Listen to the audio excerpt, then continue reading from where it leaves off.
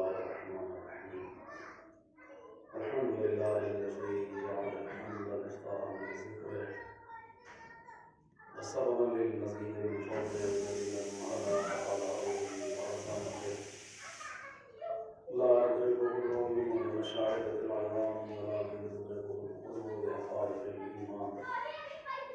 الصلاة والسلام على سيدنا ونبينا أبي القاسم محمد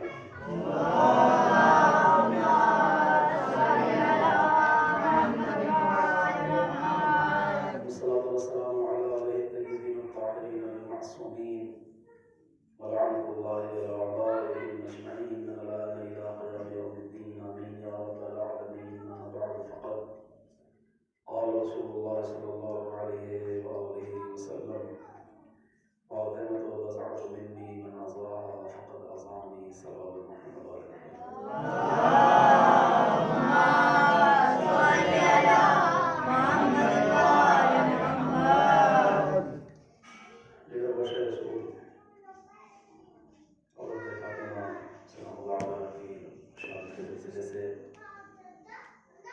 دنیا میں مجالس ازوا کا سلسلہ جاری و ساری ہے. اسی عنوان سے یہاں پر بھی مجالس منعقد کی جا رہی ہیں اور یہ قابل قدرت ہے اس معصومہ کے حضور میں جس کا احترام خود پیغمبر کیا کرتے تھے. اگرچہ بیٹی تھی لیکن جو عظمت اور جو وقار اور جو ان کی حیثیت اور اہمیت خود پیغمبر نے بتائی ہے، دنیا کے سامنے ظاہر کی ہے، احادیث میں بھی ہے، تاریخ میں بھی ہے، وہ بے مثال ہے اور اس کی کوئی دوسری مثال ہمیں نہیں ملتی کہ پیغمبر نے کسی اور کے لیے اتنی عزت اور اتنی توقیر کی ہو. فاطمہ کون ہے؟ ظاہر ماشاءاللہ سب مدرسے میں لگی سو رہی، سب بچے پڑھے لکھے بھی ہیں اور جو لوگ آس پاس میں بھی ہیں انشاءاللہ ان سے بھی یہ امید ہے کہ ان کے نظر میں تاریخ ہے، لہٰذا کوئی ایسی بات نہیں ہوگی نہیں کہ جو نہیں کہی جا سکتی ہو. نہیں تو اہل بیت علیہ السلام کے لیے کچھ ہے ہی نہیں. ہم ہی اس تک چیز تک نہیں پہنچتے، وہ ایک الگ موضوع ہے، لیکن ان کے لیے سب چیزیں وہ ہیں جو اللہ نے پہلے ہی سے ان کی عظمت کے عنوان سے لکھ دیا ہے. لیکن شاید کے بعد محسوس کو پیغام پہنچ جائے. مدرسے کے اعتبار سے نوٹس مجبوری ہے پڑھنا کہ حضرت زہرا کی اہمیت اور ان کی عظمت اور ان کا وقار جو پیغمبر اسلام نے بتایا وہ ہمیں کسی اور کے لیے نہیں ملتا ہے. فاطمہ کون ہے؟ رسول کی بیٹی. ظاہر ہے کہ بیٹی بیٹی ہوتی ہے، بیٹا بیٹا ہوتا ہے اور باپ یا ماں ان کی حیثیت اور الگ ہوتی ہے. دنیا میں کہیں نہیں دیکھا کہ باپ جو ہے بیٹے کا احترام کر رہا ہو یا بیٹی کا احترام کر رہا ہو. یہ الگ موضوع ہے کہ جب انسان کسی منصب پہ پہنچ جاتا ہے تو اچھا بن جاتا ہے تو اس کی عزت کی جاتی ہے، لیکن ایسا ہرگز نہیں ہے. اور نہ اسلامی حکم ہے نہ اسلامی شریعت کا حکم ہے کہ صاحب باپ بیٹے کا احترام کرے اس عنوان سے جیسے باپ کا احترام کیا جاتا ہے. بلکہ کیا ہے کہ باپ مثال کے طور پر جاہل ہے، بیچارہ پڑھائی نہیں، اس کے زمانے میں تعلیم دی نہیں، یہ کہ حالات نہیں تھے گھر کے، غربت تھی، ماں باپ نہیں پڑھا پائے. لیکن وہی جب بڑا ہوا اور جوان ہوا اور شادی ہوئی، اس کے بچے ہوئے تو اس نے اپنے بچوں کو پڑھایا، مدرسے میں بھیج دیا. نہ جانے کتنے ایسے ہیں بزرگ ہمارے کہ جو بیچارہ خود جاہل ہے لیکن ہم کو مدرسوں میں بھیج کر یا اسکولوں میں بھیج کر پڑھاتے ہیں. ہم میں سے بہت سے ایسے ہوں گے اور ہیں. پتہ چلا باپ تو عمدہ چھاپ تھے، وہ بیچارے کو جانتے ہی نہیں تھے، لیکن بیٹا پڑھ لکھ کر بہت بڑا عالم بن گیا، بہت بڑا سائنسداں بن گیا، اتنا بڑا عالم بن گیا، عالم بن گیا، حتیٰ کہ مرجع کی مرجعیت کی حد تک پہنچ گیا. لیکن ساری چیزوں کے باوجود یہ کہیں نہیں لکھا ہے اور نہ کہیں دیکھا ہے کہ صاحب وہ باپ اس کا اس عنوان سے احترام کرے کہ وہ اس کا بیٹا ہے، اس عنوان سے تو عزت کرے گا کہ یہ پڑھا لکھا ہے، عالم ہے، اس کے پیچھے نماز پڑھے گا، اس کی عزت بھی کرے گا، سب کچھ کرے گا۔ لیکن اگر کوئی یہ کہنے لگے کہ باپ بیٹا ہے اور بیٹا آ جائے اور وہ بھی کھڑا ہو جائے اور اس کی جگہ چھوڑ کر، اپنی جگہ چھوڑ کر کہ بیٹا تم یہاں بیٹھو، یہ کہیں گے کیوں؟ اس لیے کہ باپ کا اس کا وجود نہ ہوتا تو ہم نہ ہوتے۔ اگر ہمارے ماں باپ نہ ہو تو ہمارا وجود کہاں سے آئے گا؟ یعنی ان کا وجود ہمارے وجود کا ایک بہترین ذریعہ ہے، وسیلہ ہی صحیح لیکن ہے کہ ہم جو پیدا ہوئے اپنے ماں باپ کے ذریعے خلق ہوئے، اپنے ماں باپ کے ذریعے پیدا ہوئے۔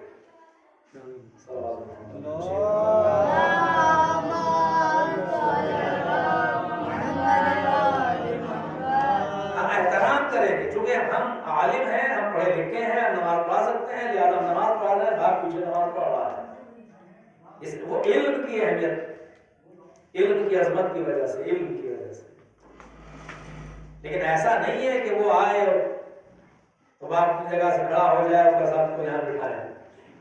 اس دنیا میں صرف ایک ذات ایسی ہے پوری کائنات میں، پوری کائنات میں، پوری دنیا میں، اولین و آخرین میں، سب میں، آدم سے لے کر آخر تک، قیامت تک، بس ایک ذات ایسی ہے کہ جس کی عزت کے لیے، جس کے احترام کے لیے خود اس کا باپ کھڑا ہوتا ہے۔ بے شک بس ایک ذات، اور وہ ایسی ذات کہ خالی کھڑا ہی نہیں ہوتا تھا بلکہ اپنی جگہ رسول فاطمہ کو بٹھایا کرتے تھے۔ اس کو سب نے لکھا، علماء اہل تسنن نے بھی لکھا، علماء تشیع نے بھی، شیعوں نے بھی لکھا، سنیوں نے بھی لکھا، سب نے لکھا، اپنی کتابوں میں درج کیا کہ فاطمہ جب آتی تھی تو رسول کھڑے ہو جایا کرتے تھے اور ان کو اپنی جگہ بٹھایا کرتے تھے، احترام کرتے تھے۔ تو بھئی یہ تو بیٹی ہے، ان کی احترام کیوں کیا جا رہا ہے؟ ایسا بھی نہیں ہے کہ رسول سے زیادہ پڑھے لکھے ہوں۔ ہمارے ماں باپ اگر ہمارا احترام کرتے ہیں تو اس لیے کرتے ہیں کہ ہم پڑھے لکھے ہیں، وہ نہیں پڑھے تو احترام بعنوان علم کرتے ہیں، علم کی وجہ سے کرتے ہیں، پڑھے لکھے ہونے کی وجہ سے کرتے ہیں۔ تو ایسا تو نہیں ہے کہ فاطمہ رسول اسلام سے زیادہ پڑھی لکھی ہو، پھر یہ احترام کیوں ہو رہا ہے، یہ عزت کیوں ہو رہی ہے؟ یہاں پر کہنا پڑے گا، اس کا مطلب یہ ہے کہ خالق کائنات نے کچھ عظمتیں فاطمہ کو ایسی دی ہیں کہ جن کو جیسی وہ عظمتیں کسی اور کو نہیں دی ہیں۔ اور پھر پیغمبر آواز دیتے ہیں کہ اسے فاطمہ صرف فاطمہ نہ سمجھنا، فاطمہ تو ام ابیہا، فاطمہ اپنے باپ کی ماں ہے، فاطمہ یعنی میری ماں ہے، فاطمہ رسول فرما رہے اپنے باپ کی ماں ہے۔ تو ماں وہ نہیں کہ جس نے پیدا کیا ہو، اس کا مطلب یہاں کچھ اور ہے، رسول کی ماں تو اور ہے، رسول کی ماں تو جناب آمنہ ہے، تو پھر فاطمہ کو کیوں کہہ رہے کہ یہ اپنے باپ کی ماں ہے؟ ماں کہتے ہیں اصل میں جڑ کو، جڑ، بنیاد کو، پناہ دینے والے کو۔ شاید رسول اس بات کی طرف اشارہ کر رہے ہوں کہ اگر میرے دین کی جڑیں مضبوط ہوں گی تو فاطمہ کے لہو سے ہوگی۔ سبحان اللہ، سبحان اللہ۔ میرا دین اگر باقی رہے گا، میرا مشن اگر باقی رہے گا تو اولاد فاطمہ ہی اسے باقی رکھے گی۔ لہٰذا یہ سمجھ لینا کہ فاطمہ صرف فاطمہ نہیں ہے بلکہ فاطمہ اپنے باپ کی ماں ہے، یعنی اسلام کی محافظ بھی یہی ہے، میرے نسل کی محافظ بھی یہی ہے۔ صلی اللہ علیہ محمد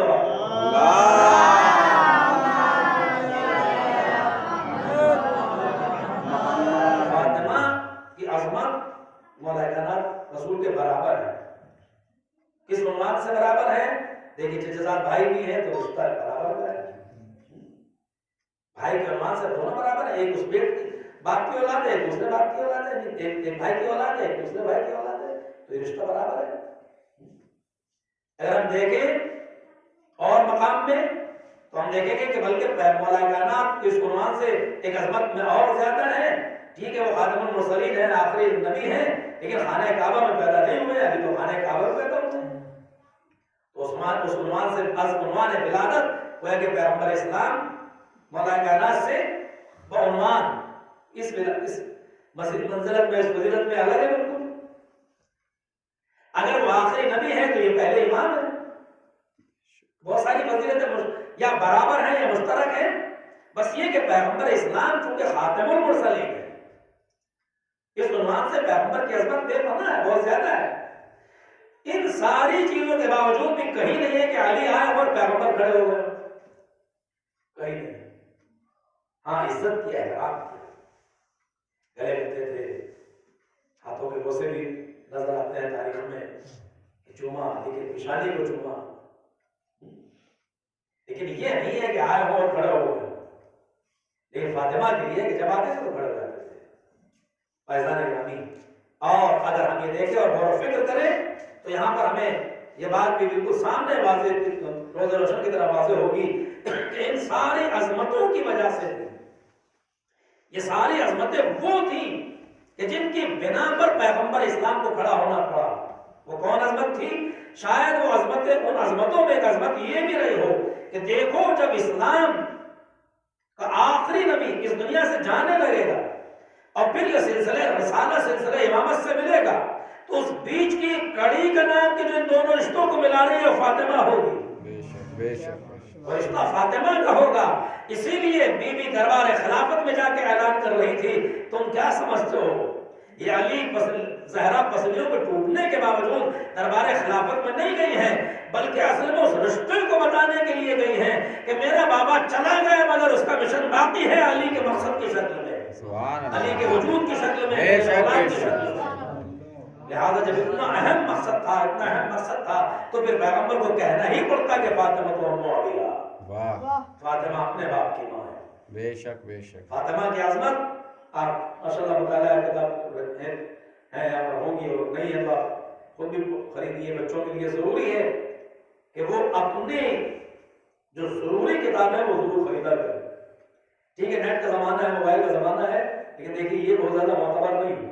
معتبر وہی مانا کہ اس سے آنکھوں کو بھی نقصان ہوتا ہے، پلس یہ کہ جو مزہ اصل کتاب کے پڑھنے میں، ڈائریکٹ کتاب کے پڑھنے میں آتا ہے، وہ اس میں اب آپ کو پھر اس کو دوبارہ سرچ کرنا پڑے گا، دوبارہ یہ کرنا ہوگا۔ لہٰذا کچھ خاص کتابیں ہیں جو ہمیں خریدنا چاہیے۔ یہی عمر ایسی ہوتی ہے کہ اس میں کتابیں خریدی جا سکتی، بعد میں آدمی بڑا ہو جاتا ہے، بچے ہو جاتے ہیں، شادی ہو جاتی ہے، پھر کہاں سے سمجھتا ہے۔ تو جو بہت اہم ترین چیزیں ہیں ہمارے زندگی کے لیے وہ ہمیں ہمارے پاس ہونا چاہیے۔ جتنا زیادہ ہمارا مطالعہ ہوگا، جتنی ہماری صلاحیت ہے تو اس عنوان سے ہوگی، وہ ہمیں فائدہ کرے گی۔ اگر ہمیں اچھا مبلغ بننا ہے، اسلام کا بہترین داعی بننا ہے، بہترین مبلغ بننا ہے، بہترین خطیب بننا ہے، ایک اچھا استاد بننا ہے، تو پھر ہمیں کتابوں کا مطالعہ بھی کرنا ہوگا۔ لیکن جب کتابوں کا مطالعہ تبھی ہوگا صحیح جب ہمارے درسیات مضبوط ہو۔ اگر ہماری یہ حوزے کی تعلیم، مدرسے کی تعلیم مضبوط ہوگی تب ہمیں کتاب صحیح سے پڑھ پائیں گے۔ پتہ لگا کہ ہمیں لفظ زمانہ نہیں سمجھ رہے ہیں تو کیسے پڑھیں گے اس کو؟ بہت سے ایسے الفاظ آ جاتے ہیں، انسان بہت کچھ پڑھنے کے بعد بھی اس میں پھنس جاتا ہے۔ لیکن اگر ہماری درسی صلاحیت مضبوط ہے تو ہمیں پڑھنے میں بھی لطف آئے گا۔ خیر وہ دوسری بات ایک بیچ میں آگے نہیں کہتا تھا، اس لیے کہا کہ بچوں کے لیے ضروری ہے یہ سب چیزیں۔ تو جب ہم کتابوں کا مطالعہ کریں گے تو ہم مجبور ہوں گے یہ بات دیکھنے پر اپنی آنکھوں سے کہ دنیا کے جتنے بھی وہ افراد ہیں جنہوں نے حق کو سمجھا ہے اور حق کا دامن پکڑا ہے، ان میں اکثریت ان لوگوں کی ہے جنہوں نے عظمت فاطمہ کو درک کیا، چاہے وہ ذرہ برابر ہی کیا یا اس کو سمجھا ہو۔ حالانکہ بی بی کی عظمت کا درک کرنا انتہائی مشکل ہے۔ احادیث میں آیا ہے کہ جس نے فاطمہ کی عظمت کو درک کر لیا گویا کہ اس نے لیلۃ القدر کو درک کر لیا، شب قدر کا ادراک اس کو ہو گیا، یعنی عظمت فاطمہ گویا کہ شب قدر کے برابر۔ جب ہم دیکھیں گے تو دیکھیں گے پیغمبر اسلام کی حدیث کے ساتھ مولا کائنات کی حدیث، مولا کائنات کے ساتھ دیگر ائمہ معصومین کی حدیث، وہ جس حدیث کے آپ تک پہنچانا چاہتے ہیں ان بچوں کے، وہ اس حدیث کے لیے یہاں تک میں آیا، آپ اندازہ لگائیں۔ کسی کو بھی پہچاننے کے لیے اس کے بزرگوں کو کی باتوں کو دیکھنا ہوتا ہے یا پڑھے لکھوں کی باتوں کو دیکھنا ہوتا ہے۔ مثال کے طور پر ہمارا کوئی محبوب شخص ہے جس کو ہم چاہتے ہیں، اب یہ دیکھیں اس شخص کے بارے میں فلاں آدمی نے کیا کہا ہے، فلاں آدمی نے کیا کہا ہے، فلاں کا نظریہ کیا ہے، تب ہمیں اندازہ ہوتا ہے کہ فلاں نے یہ کہا ہے اس کے بارے میں۔ مثال کے طور پر کوئی آدمی کسی کھیل کا شوقین ہے، وہ اس کھیل کو پسند کرتا ہے، اس میں اس کھلاڑی کو پسند کرتا ہے جو اس کا منظور نظر ہے، اب وہ تلاش کرتا ہے کہ دیکھو اس کے بارے میں فلاں نے کیا کہا ہے، اس کے زمانے کے لوگ جو اچھا کھیلنے والے تھے انہوں نے کیا کہا ہے۔ یہ دنیاوی ایک طریقہ بھی ہے اور انسان کے کا نیچر بھی ہے، فطرت بھی ہے کہ جس کو محبوب رکھتا ہے اس کے متعلق چیزوں کو اکٹھا کرتا ہے، ان چیزوں کو اکٹھا کرتا ہے۔ اب ایک سوال یہاں پر ہے، اگر ہم اہل بیت کو چاہتے ہیں، اگر ہم فاطمہ کو چاہتے ہیں، تو پھر ہمیں دیکھنا ہوگا کہ ہم نے ان کے متعلق کیا کیا چیزوں کو اکٹھا کیا ہے، یعنی کون سی حدیث ہمارے لیے ہم نے تلاش کی ہے، کون سی واقعہ تلاش کیا ہے، کیسے کیسا ہم نے کیا کیا ہے، اس کا ورنہ اگر نہیں کیا تو زبانی دعویٰ تو ہو سکتا ہے محمد کا، سچی محبت نہیں ہو سکتی۔ صلوات بر محمد۔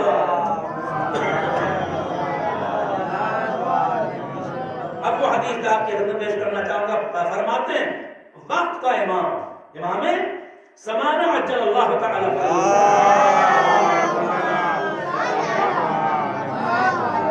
مولا فرماتے ہیں فی ابنت رسول اللہ لی اسوۃ حسنہ، امام عصر فرماتے ہیں رسول کی بیٹی، کون رسول کی بیٹی؟ فاطمہ، ایک ہی بیٹی ہے، ایک بیٹی، لوگ کچھ بھی کہتے ہیں والا موضوع ہے کہ اتنی تھی یہ تھی، وہ سب کہنے کی باتیں ہیں، لیکن جب تاریخ کا مطالعہ کرتے ہیں اور جب ہم عقل کا، اس بدھی کا استعمال کرتے ہیں عام زبان میں اگر ہم کہے تو مجبور ہو جائیں گے یہ بات ماننے پر کہ فاطمہ اکلوتی بیٹی ہے۔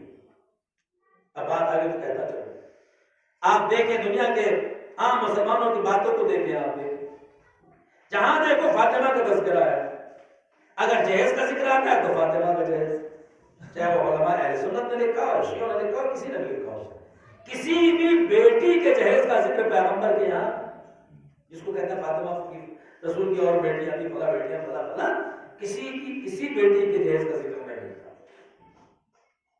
کہیں نہیں ملتا کہ فاطمہ کے بچوں کے علاوہ رسول نے کسی اور بیٹی کے بچوں کو اپنے گود میں کھلایا ہو، کاندھے بٹھایا ہو، یہ کیا ہو، وہ کیا ہو،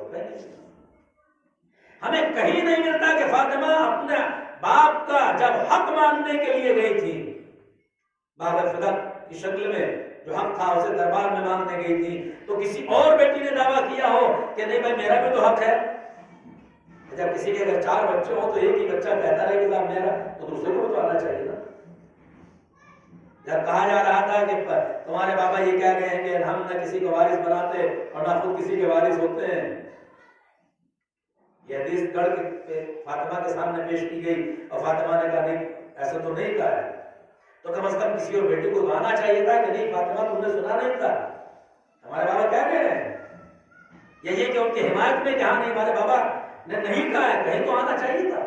اس کا مطلب ساری چیزوں کو اگر اکٹھا کریں گے تو مجبور ہوں گے یہ بات ماننے پر کہ فاطمہ ایک لوتی بیٹی ہے پیغمبر اسلام، اسی لیے ان کا چرچا ہر جگہ ہے، آج ان کا ذکر خیر ہے سب کچھ، تو وہ رسول کی بیٹی، اس کے لیے امام عصر فرماتے ہیں فی ابنت رسول اللہ، رسول کی بیٹی میں یا رسول کی بیٹی لی اسوۃ حسنہ، میرے لیے آئیڈیل ہے، میرے لیے نمونہ ہے۔ کون کہہ رہا ہے؟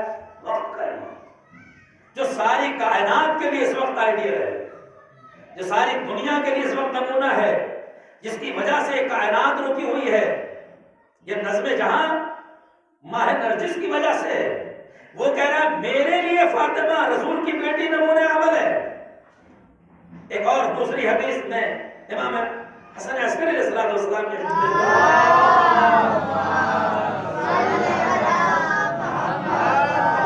مولا فرماتے ہیں کہ ہم اس کائنات پر حجت ہیں، اس کائنات پر۔ اب کائنات میں کیا کہ ہر چیز کائنات میں، کائنات کا مطلب ہے جو کچھ بھی کائنات میں ہے۔ الحمدللہ رب العالمین، تمام عالمین کا پروردگار اللہ ہے، تو عالمین میں سب آ جاتے ہیں، یہ زمین، یہ آسمان، یہ سورج، یہ چاند، یہ ستارے، یہ کہکشاں، یہ انسان، یہ چیز، یہ پرند، ہر چیز کائنات میں، ہر چیز عالمین میں۔ تو فرماتا ہے کہ ہم کائنات کے اوپر حجت ہیں، لیکن ہمارے اوپر جو حجت ہے وہ ہماری جد مادہ جناب فاطمہ۔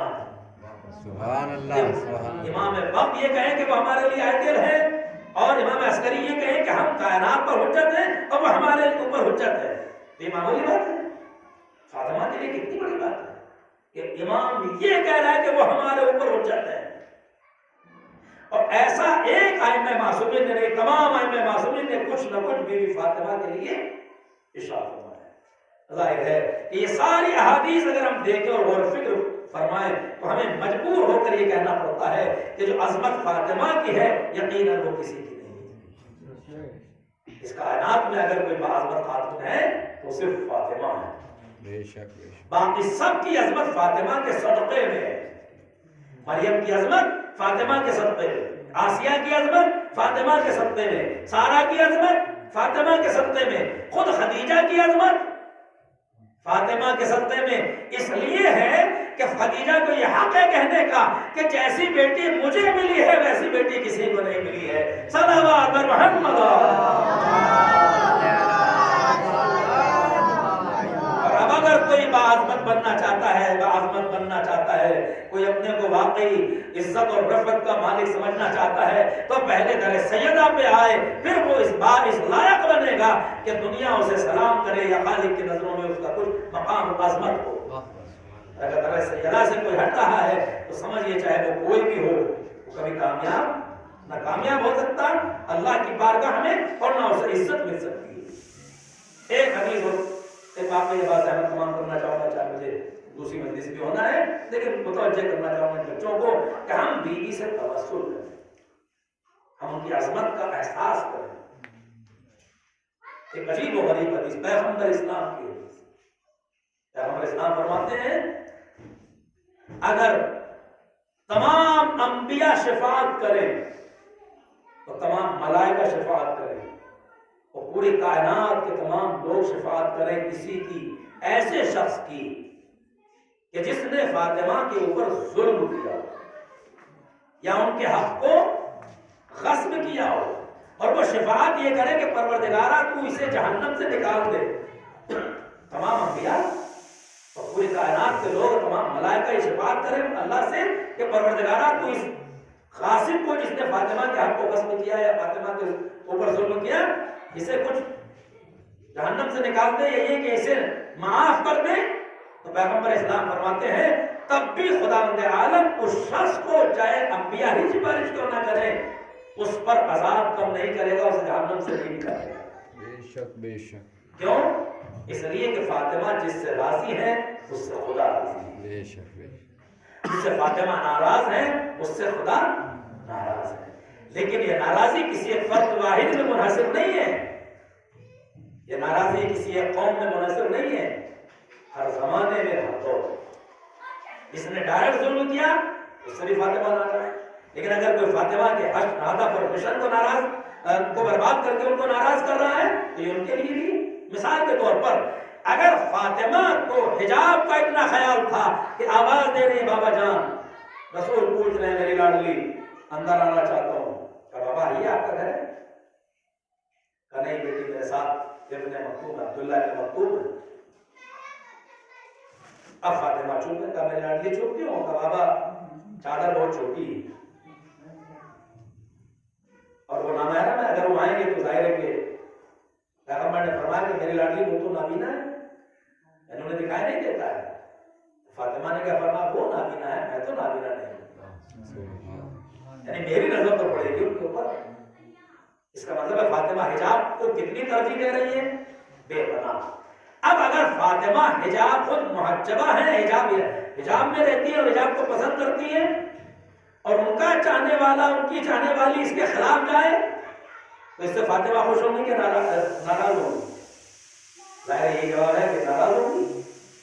جب ناراض ہوں گی تو پھر حدیث پیغمبر سہارا دے گی، جس نے فاطمہ کو ناراض کیا اس نے مجھے ناراض کیا، اس نے اللہ کو ناراض کیا. اس کا مطلب ہے کہ ناراضگی یا خوشی کسی ایک دور کے لیے محدود نہیں ہے. فاطمہ ہر زمانے میں معیار ہے خدا کی خوشنودی کا اور خدا کی ناراضگی کا. ہر زمانے میں قیامت تک فاطمہ معیار ہے. اچھا کام کرو گے تو فاطمہ خوش ہوگی، غلط کام کرو گے، خلاف شریعت کام کرو گے تو فاطمہ ناراض ہوگی. اور جب فاطمہ ناراض ہوگی تو پھر اس کا انجام وہی ہے کہ جو خالق کائنات نے اپنے دل کے قدرت سے لکھ دیا، اس کا انجام وہی.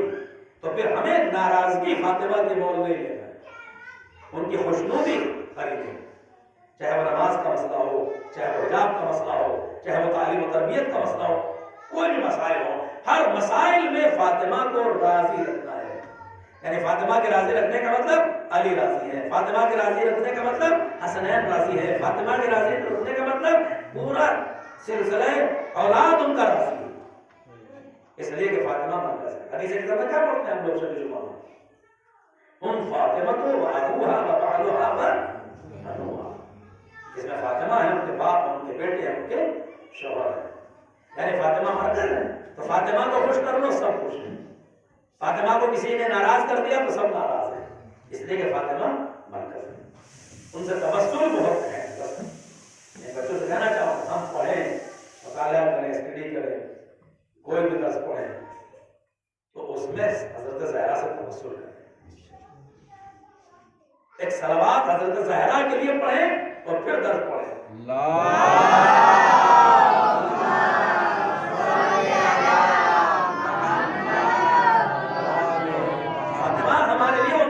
ان مطالب کو آسان کر دیں کہ جو ہمارے لیے ظاہر مشکل ہے.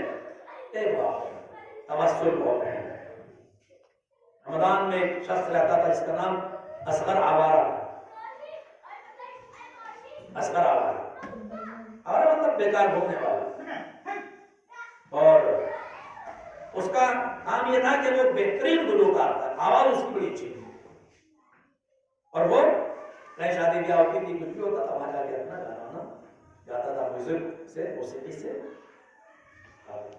بڑا نام تھا اسے. پورے شہر میں اسے بہترین گانے والا کوئی نہیں. یہ پہلے زمانے کی بات ہے، لیکن ظاہر ہے ایسے جیسے وہ ڈھکتی چلی گئی، کاروبار اس کو تھوڑا ہلکا پڑ گیا، آواز بھی. لیکن ایسے لوگوں کی بارہ اہمیت ہو جاتی ہے تو ہو جاتی ہے، جو بھی کسی بھی فن کا ماہر ہو. اب یہ ہوا کہ لوگوں میں اس کے مواقع اور بھی لوگ وہاں اس قسم کے پیدا ہو گئے. کمیٹیاں باقاعدہ چھوٹے چھوٹے انجمنیں بن گئی، لوگ آ کے یہ کام کرنے لگے تو اس کی تھوڑا کام ہلکا ہو گیا. اب وہ یہ کرتا تھا کہ بجائے شادی پارٹی وغیرہ کے جانے کے، جہاں بھی موقع ملتا تھا اپنا گاتا تھا، سناتا تھا، کھاتا تھا، اسی روز کاروبار ہے. اس زمانے میں ہمدان سے ایک بس چلتی تھی، ایک ہی بس چلتی تھی پورے دن.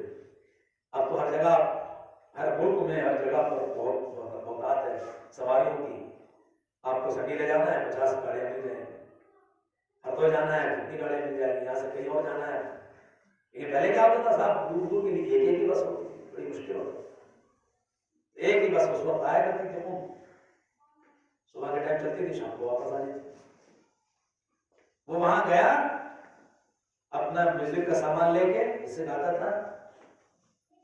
اور بس میں چڑھا، اور بس میں چڑھنے کے بعد اس نے چاہا کہ میں کچھ گاؤں تاکہ لوگ مجھے کچھ پیسہ دیں گے. جب گایا آپ نے دیکھا ہوگا بسوں میں یا ٹرینوں میں لوگ آتے ہیں، بچے ڈھولک وغیرہ بجاتے ہیں، لوگوں کو پیسہ دیتے ہیں. ایسے اس نے گانا چاہا. لیکن وہاں پر ایک آئے تھے بہت بڑے عالم بیٹھے تھے، محمد، اور اس سے یہ تھے اولاد رسول تھے سیامامے میں. وہ میں اسی بس میں بیٹھے ہوئے. اب جیسے اس نے گانا شروع کیا، مطلب چاہ کے گاؤں کوئی بھی چیز جو جس سے مانگتا تھا، اس کے ذہن میں جو مولانا بیٹھے ہوئے تھے وہاں پر، ان کے ذہن میں یہ بات آئی کہ یا تو میں اسے ٹوکوں گا تو پھر یہ لوگ جو یہاں بیٹھے ہوئے شاید ہی برداشت نہ کرتے تو عادی ہو گئے اس کو سننے کے، تو یہ بھی مشکل ہے اس کے لیے. نہیں ٹوکتا ہوں تو میرے لیے مشکل ہے. مولانا بیٹھے تو مولانا کے سامنے وہ گانا گا رہا تھا اور وہاں ٹوکا بھی نہیں. تو ٹوکتا ہوں تو مشکل، نہیں ٹوکتا ہوں تو مشکل. اور اگر چپ رہتا ہوں تو بھی لوگ یہ کہیں گے دیکھو انہوں نے ٹوکا بھی نہیں. یعنی کئی طرح سے انہوں نے سوچا، سب میں وہ عجیب کشمکش میں اترا. ادھر یہ سوچ رہے تھے، ادھر اس نے سوچا کہ جیسے اس کی نظر پڑی پیچھے کی سیٹ پر، دیکھ کر مولانا بیٹھے ہوئے ہیں، اولاد رسول ہے، سیاہ ماما لگائے ہوئے ہیں، سمجھ لیا کہ سید ہے. اس کے ذہن میں آیا، بس یہ اترنے لگا. ان کو دیکھ کر اترنے لگا بغیر پڑھے بغیر گائے. لوگوں نے روکا، رہے اصغر ہمارا کہاں جا رہے ہو، کچھ سناؤ، کچھ سناؤ. اس کا نہیں سناؤ نہیں. لیکن یہ سوچنے لگا کہ بس ایک ہی جاتی ہے پورے دن، اب مجھے موقع بھی نہیں ملے گا کمانے کا، چونکہ تو اگلے دن مجھے ملے گی بس. اس نے کہا نہیں، کوئی چاہے میرا نقصان ہو دیکھو، مگر یہ اولاد رسول ہے. جو عالم دین بیٹھے ہوئے ہیں یہ اولاد رسول ہیں. میں حضرت فاطمہ کی عظمت کا احترام کرتے ہوئے، ان کی اولاد کا احترام کرتے ہوئے میں آج یہاں نہیں جاؤں. ان کی اولاد کے سامنے وہ بھی عالم دین، ان کے سامنے میں یہ کچھ گاؤں کا گانا وانا جو بھی گاتا تھا نہیں ہو، چاہے میرا نقصان ہی کیوں نہ ہو، ٹھیک ہے ایک دن ایسے ہی سے، اور یہ کہہ کے وہ اتر گیا۔ لیکن نہ یہ بات اس نے پبلک سے کہی، نہ مولانا سے کہی، اور نہ مولانا سب سے یہ کہی کہ بھائی میں نے اس کو ٹوکتا تو کیسے ٹوکتا ہے اتر لے دو، مگر وہ اتر گیا۔ بات آئی گئی ہو گئی، کافی دن کے بعد ایک عالم دین اور رہتے تھے سید حسین عراقی نجفی، ان کا انتقال ہوا۔ انہوں نے وصیت کی کہ میرا غسل فلاں فلاں شخص دے گا اور میری نماز جنازہ وہ عالم دین پڑھائیں گے جو وہاں پر تھے، ان کا نام کچھ تھا، ان کے بارے میں لکھا ہوں کہ وہ عالم دین پڑھائیں گے، ان کا نام کچھ تھا اس وقت ذہن میں نہیں، ان کے لیے لکھا کہ وہ میری نماز جنازہ پڑھائیں گے، اور باقی سب کے لیے الگ الگ لکھا کہ فلاں یہ کرے گا فلاں۔ اور جو جن کا انتقال ہوا تھا آیت اللہ نجفی کا، وہ بہت بزرگ عالم تھے اس شہر۔ چنانچہ جب انتقال ہو گیا ان کا وصیت کے بعد، تو گھر میں وصیت لوگ جنازہ لے کے گئے، قبرستان لے کے گئے۔ اب وہ بھی عالم دین آئے کہ جن کو نماز جنازہ پڑھانا تھی، وہ وہی تھے کہ جو بس میں اس کو اس وقت ملے تھے۔ تو جہاں قبر کھودنے میں قبر تیار تھی، لیکن کچھ کمی تھی تھوڑی بہت، زیادہ نا کبھی کبھی جنازہ چلا جاتا ہے، پھر بھی قبر میں دیر ہو جاتی ہے کہ بھائی سیٹ کر رہے ہو، پکا کر رہے ہیں، وغیرہ کر رہے ہیں، تو وہ تاخیر ہوئی۔ تو انہوں نے کہا ٹھیک ہے آپ لوگ اتنے قبر درست کریں، ہم ابھی آتے ہیں سامنے سے، فلاں عالم دین کی وہاں قبر میں ایک دوسرے کوئی عالم دین تھے، ان کے قبر پر فاتحہ پڑھ کے آتے ہیں، اتنا یہ جنازہ یہاں پر قبر تیار ہو جائے گی، پھر ہمارے نماز پڑھا دیں گے۔ اور اس کے ساتھ ہزاروں کا مجمع، پورا شہر ان کی تشییع جنازہ کے لیے آئے۔ جب یہ وہاں پہنچے اس قبر پر کہ جہاں دوست اپنے کو ان کے تھے وہاں پر ان کی فاتحہ کے لیے، تو دیکھا کہ ایک اور جنازہ چلا آ رہا ہے جس کو 4 لوگ اٹھائے ہوئے ہیں، 2-4 لوگ اس کے ساتھ ہیں، اور وہ رو رہے ہیں، کیا کریں اس کے رشتہ دار ہیں۔ انہوں نے پوچھا بھائی یہ کس کا جنازہ ہے اتنی کثرت کرسی میں، اس کے ساتھ کوئی زیادہ لوگ ہیں نہیں؟ تو جو ساتھ میں لوگ تھے انہوں نے کہا کہ یہ اصغر آوارہ کا جنازہ ہے، یہ اصغر آوارہ کا جنازہ۔ اچھا ٹھیک ہے کوئی بات نہیں، اب تم لے کہ نماز جنازہ ہو گئی، کہا صاحب ابھی کچھ نہیں ہے، بس غسل و کفن کر کے لایا گھر سے۔ تو انہوں نے کہا ٹھیک ہے کوئی بات نہیں، اس کی نماز جنازہ ہم پڑھائیں گے، اس کی نماز جنازہ ہم پڑھائیں گے۔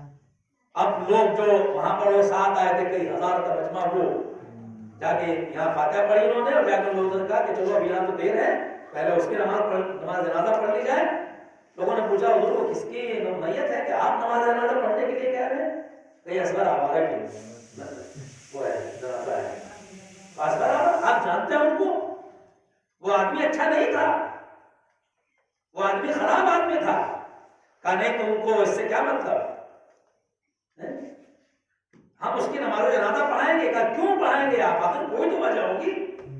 کہا ہم اس لیے کریں گے کہ وہ واقعی اس دنوں نے بتایا کچھ دن پہلے، کچھ سال پہلے، جب میں بھی اسی بس میں سوار تھا اور یہ بھی اسی بس میں سوار تھا، اور اس نے مجھے دیکھا تو یہ پھر یہ وہاں سے اتر کے چلا گیا، اور بعد میں مجھے معلوم ہوا کہ اس نے خالی اس لیے اس دن وہاں نہیں گایا تھا، اس لیے نہیں کچھ پڑھا تھا کہ میں اولاد رسول میں ہوں، لہذا اولاد فاطمہ کے احترام میں اس نے گانا نہیں گایا تھا۔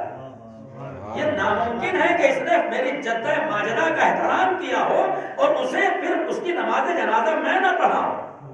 یہاں پر جملہ کہنا چاہتا ہوں، فاطمہ کسی کے حق کو ضائع نہیں ہونے دیتی، کسی کا قرض ادھار نہیں رکھتی ہے۔ اگر کوئی واقعی عزت و احترام کرتا ہے تو اتنا بڑا شرف دیتی ہے کہ وہ تنہا نہیں، ہزاروں کا مجمع اس کی نماز جنازہ پڑھتا ہے۔ صلوات محمد۔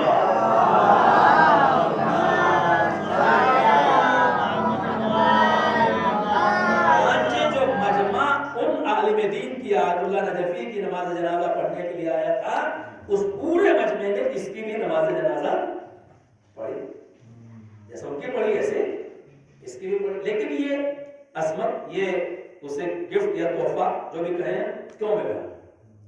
حضرت فاطمہ کے احترام کہ اس نے اولاد فاطمہ کا احترام کیا، فاطمہ کا احترام کیا، لہذا خدا نے اسے یہ عصمت دی۔ لیکن بھائی یہاں پر اب ذمہ داری ہے انسان کی کہ اگر وہ اولاد فاطمہ میں ہے، اپنے آپ کو اولاد فاطمہ میں سمجھتا ہے یا ہے، تو پھر اسے اس نسل کا اور اسی زہرا مرضیہ سلام اللہ علیہ کی عظمت کا ویسے ہی تقدس کا خیال بھی رکھنا ہو. کہیں ایسا نہ ہو کہ ہم بظاہر اگر ہم اپنے آپ کو اولاد رسول سمجھتے ہیں، اولاد فاطمہ سمجھتے ہیں، تو ہمارا کیریکٹر اور کارنامہ ایسا نہ ہو خدا نخواستہ کہ جو لوگ یہ کہیں کہ یہ کیسے اولاد رسول ہے، یہ کیسے شیعہ ہیں. یہ عقیدہ بہت مضبوط ہے.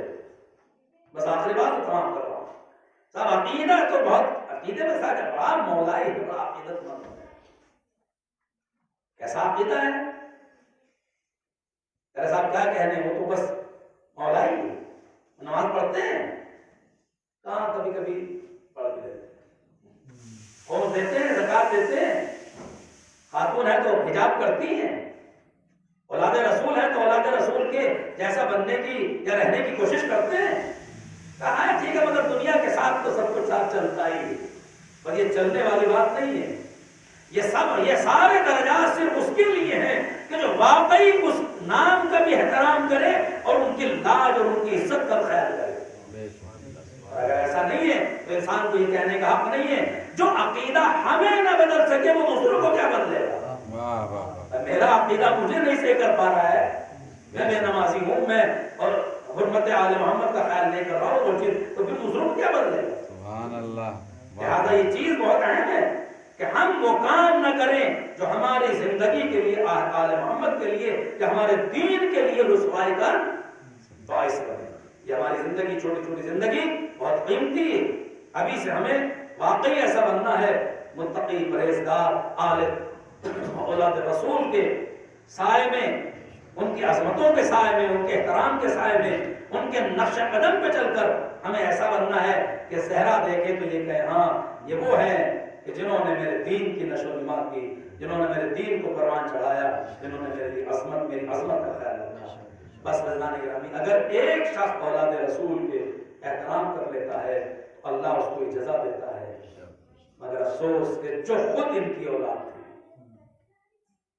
جو ان کی آغوش میں پڑی، جنہوں نے ان کی زیر تربیت حاصل کی، ان پر کتنا ظلم ہوا. خود فاطمہ کتنا ظلم ہوا بیوی پر. تاریخ خاموش کی ہے اور لکھ بھی رہی ہے. غاصب مورخین اور فاسد مورخین کہ جنہوں نے تاریخ کے ساتھ کھلواڑ کیا، انہوں نے بہت سی چیزیں چھپائی، لیکن اس کے باوجود بھی تاریخ والے بہت سے دیانتدار اور ایماندار مورخ لکھنے پر مجبور ہو گئے کس نے بیوی کے اوپر کیسا ظلم کیا. اللہ اکبر. وہ ظلم کہ جس کو سن کر آسمان کانپ جاتا ہے، جس کے لیے خود بیوی فرما رہی ہے صبت علیہ مصائب اللہ، صبت علیہ مصائب اللہ. بابا اتنی مصیبتیں پڑی ہیں میرے باپ آپ کے بعد میرے اوپر کہ اگر دنوں پہ پڑتی تو وہ دن رات کی تاریخ سے طرح سے سیاہ ہو جائے. فاطمہ ظاہر ایام عزائے فاطمیہ کا پہلا دن ہے اور مجلس سے ہوں گی، میں سب تفصیلات پیش نہیں کروں گا اور مسائل انشاءاللہ دوسرے افراد تک پہنچائیں گے. مگر اتنا کہنا چاہوں گا کہ بیوی کی مصیبت کسی ایک طرح کی نہیں ہے. بیوی کی مصیبت کئی طریقے سے بیوی کے اوپر مصیبت ہو. اللہ وہ عظیم بیوی پیغمبر اسلام کی وفات کے بعد جناب بلال جو مؤذن رسول تھے، انہوں نے مدینہ چھوڑ دیا اور شام میں جا کے رہنے لگے. شام کی گاؤں میں کسی جگہ دور، مدینے سے دور چلے گئے.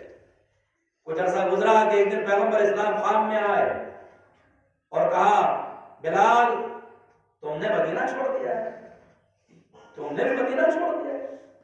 بلال کہتے ہیں یا رسول اللہ آپ کے مرنے کے، آپ کی شہادت کے بعد، وفات کے بعد مدینے میں دل نہیں لگتا ہے. اب میں نے طے کر لیا کہ مدینے میں نہیں رہوں گا، اس لیے کہ آپ کا منبر خالی دیکھتا ہوں، آپ کی محراب خالی دیکھتا ہوں تو میرا دل تڑپ جاتا ہے. آواز رسول آئی، بلال کیا میری فاطمہ وہاں نہیں ہے؟ کیا میرے حسنین وہاں نہیں ہے؟ یعنی اگر میں نہیں ہوں تو میری بیٹی تو وہاں موجود ہے. بلال سمجھ گئے کہ مجھے رسول حکم دے رہے ہیں کہ جاؤ مدینے چلے جاؤ. عزیزان گرامی بلال چلے شام کے علاقے سے مدینے کی طرف کوچ کیا.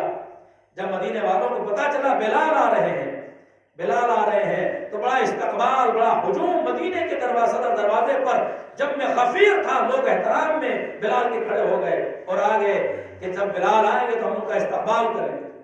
خیر جب بلال مدینے کے قریب آئے تو تاریخ نے لکھا، بزرگ علماء نے لکھا کہ اتنا شدت کے ساتھ دیا ہو رہا تھا کہ آواز دبی جا رہی تھی، اور اتنی بلال کی آواز لوگ بلال سمجھاتے تھے مگر لوگ گریا کر رہے تھے، رو رہے تھے، اس لیے رو رہے تھے کہ رسول کا زمانہ یاد آ رہا تھا، بلال کو دیکھ کر رسول یاد آ رہے تھے۔ بلال داخل مدینہ ہوئے، جب مدینے میں داخل ہوئے پہلے ان کے ہڈی پر گئے کہ جہاں رسول سلام کیا کرتے تھے، یعنی در سیدہ پہ گئے، در زہرا پہ سلام کیا، اور بیوی کو سلام کرنے کے بعد پھر مسجد رسول میں گئے۔ مسجد رسول میں گئے تو تاریخ نے لکھا کہ بلال ڈاڑے مار مار کر رو رہے تھے، کبھی رسول یاد آ رہے تھے، کبھی رسول کی حکم سے دی جانے والی اذان یاد آ رہی تھی، کبھی ممبر دیکھتے تھے تو ممبر خالی نظر آتا تھا، رسول کی یاد سے بلال مضطرب تھے، پریشان تھے، گریا کر رہے تھے کہ اذان کا وقت ہو گیا۔ اتنے میں کسی نے آ کے کہا، اے بلال، تمہیں فاطمہ نے کہا ہے کہ بلال اذان دے دو، وقت اذان ہو گیا، بلال اذان دے دو۔ بلال دوڑے ہوئے، چونکہ گھر بالکل قریب تھا، دوڑے ہوئے رسول کی بیٹی کی خدمت میں آئے، کہا بی بی میں نے تو یہ عہد کر لیا ہے، اب میں نے یہ طے کر لیا ہے کہ میں رسول کے سوا کسی کے لیے اذان نہیں دوں گا، میرا رسول اس دنیا میں نہیں ہے تو میں اذان نہیں دوں گا۔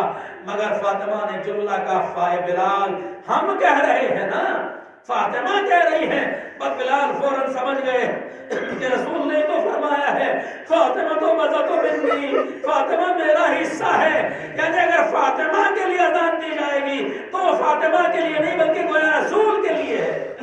ابھی بیوی گھبرائیے نہیں، ایک مرتبہ بلال آگے پہنچے، گلدستے اذان پر چڑھے، اذان کی آواز بلند کی، اللہ اکبر، بیوی نے کہا اللہ اکبر، دوبارہ کہا اللہ اکبر، بیوی نے پھر کہا اللہ اکبر جل جلالہ، رسول کے مؤذن نے آواز دی، اشہد اللہ الہ الا اللہ، رسول کی بیٹی نے پکارا اشہد اللہ الہ الا اللہ، بچے سے بلال نے کہا اشہد ان محمد رسول اللہ۔ ارے کوئی صحابی دوڑتا ہوا گیا، بلال اذان منقطع کر دو، اس لیے کہ رسول کی بیٹی بے ہوش ہو گئی ہے۔ ارے بابا کا نام سنا تو بے ہوش ہو گئی۔ بلال نے اذان کو روک دیا، مگر میں ایک جملہ کہوں گا، زہرا خالی بابا کا نام سنا تھا نا، پھر بھی بے ہوش ہو گئی۔ ذرا سکینہ کو تو دیکھو، ذرا زینب کو تو دیکھو، ارے بی بی نے اپنی آنکھوں سے وہ منظر دیکھا کہ خدا کسی کو منظر نہ دکھائے، شمر ملعون کا خنجر چل رہا تھا، علی کی بیٹی آواز دے رہی تھی، اے شمر ملعون، یہ میرا ماجایا ہے، میری ماں نے بڑی محنتوں سے پالا ہے، مگر کوئی نہ تھا جو رسول کی بیٹیوں پہ رحم کرتا۔ خنجر چلا، فاطمہ کا لاڈلا شہید ہو گیا، علی کی بیٹی آواز دیتی رہی، واہ محمد واہ غربتا واہ